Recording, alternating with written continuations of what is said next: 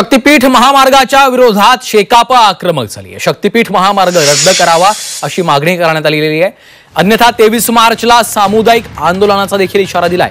शेतकरी कामगार पक्षाने शक्तीपीठ महामार्ग रद्द करण्याची मागणी केलेली आहे। अन्यथा 23 मार्च पासून सामुदायिक आंदोलनाचा देखील इशारा दिलाय।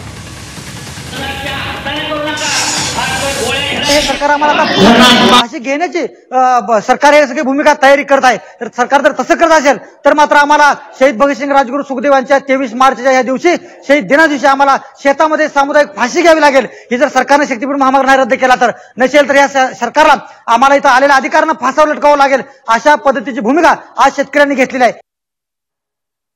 शक्तीपीठ महामार्गाच्या विरोधात शेतकऱ्यांनी एल्गार पुकारलाय। गुरुवारी कोल्हापुरात राज्यव्यापी बैठकीचं आयोजन केलंय। 12 जिल्ह्यातले शेतकरी या बैठकीला उपस्थित राहणार आहेत। कंत्राटदारांच्या फायद्यासाठी महामार्ग पुढे रेटला जातोय असा शेतकऱ्यांचा आरोप आहे। या बैठकीमध्ये शक्तीपीठ विरोधी आंदोलनाची घोषणा होण्याची देखील शक्यता आहे। शक्तीपीठ महामार्गाच्या विरोधात कोल्हापुरात गुरुवारी राज्यव्यापी बैठकीचं आयोजन केलंय।